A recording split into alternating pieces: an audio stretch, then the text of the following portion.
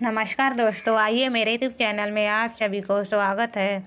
पौराणिक कथाओं के अनुसार महावीर हनुमान जी को शिव जी का 11वां रुद्र अवतार कहा जाता है। महावीर हनुमान भगवान राम के बहुत बड़े भक्त। उनकी माता का नाम अंजनी और पिता वानरराज केसरी है। इस कारण उन्हें अंजू, नाये और केसरी नंदन आदि नामों से भी पुकारा जाता है।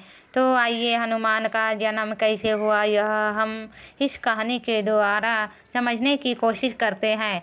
एक बार अयोध्या के राजा दशरथ अपनी पत्नियों के साथ पुत्रेति का हवन कर रहे थे। यह हवन पुत्र प्राप्ति के लिए किया जा। हवन समाप्ति के बाद पंडित ने प्रसाद की खीर राजा दशरथ की तीनों पत्नियों में बांट दी।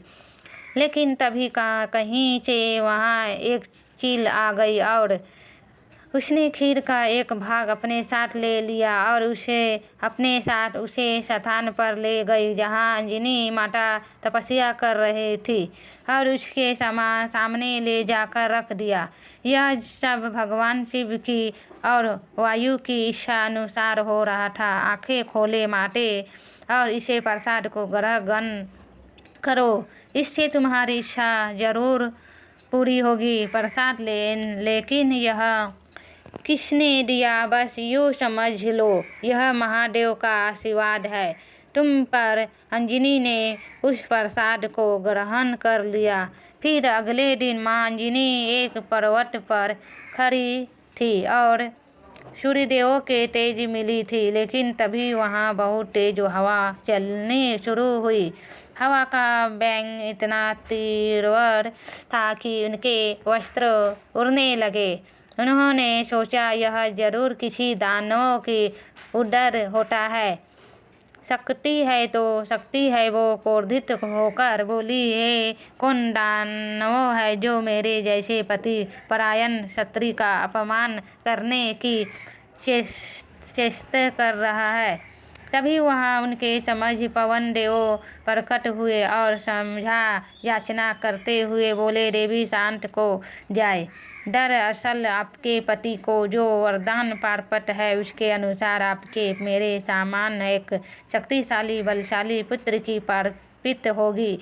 इस वरदान को पूर्ण करने के लिए मुझे आपके शरीर को स्पर्श करना पड़ा। मेरे स्पर्श के माध्यम में से रुद्र देव का एक अंश भी आपके शरीर में प्रवेश कर चुका है।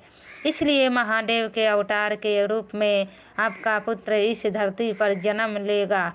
कुछ समय बाद पवन देव का कथन सही हुआ और महादेव ने हनुमान के रूप में कार्तिक मास की चतुर्दशा में वानर राज के यहाँ अंजनी माता के उदर से हनुमान जी के रूप में जन्म लिया। ऐसे ही कुछ महीने बीते। एक रोज हनुमान को और की भूख लगने लगी। माते श्री हमें बहुत जोर की भूख लगी है, हमें कुछ खाने को दो ना, हम अभी तुम्हारे लिए फल लेकर आते हैं। लेकिन माँ अंजनी को आने में थोड़ी देर हो गई और हनुमान से भूख बर्दाश्त नहीं हुई।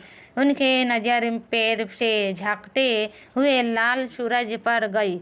अरे वाह, यह तो कितना लाल फल है, निश्चित ही यह बहुत मीठा होगा। यह सोचकर हनुमान आकाश की ओर उड़ गए।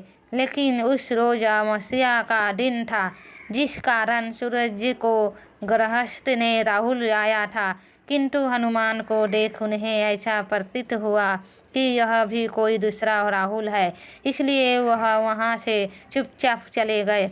लेकिन हनुमान की भूख तो बढ़ती जा रही थी और वह सूरज की ओर से बढ़ते चले जा रहे थे।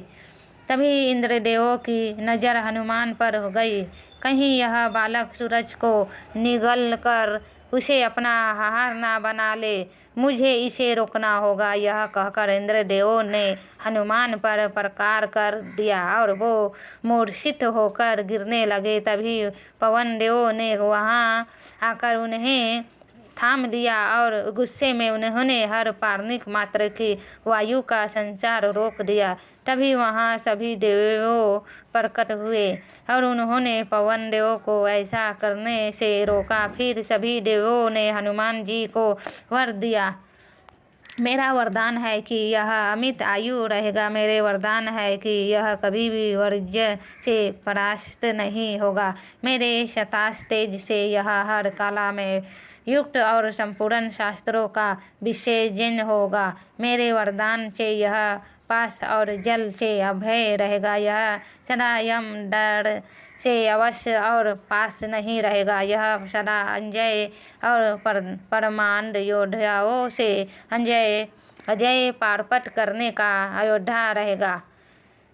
अस्त्र शास्त्र तंत्र यंत्र आदि से इसे कोई फर्क नहीं पड़ेगा।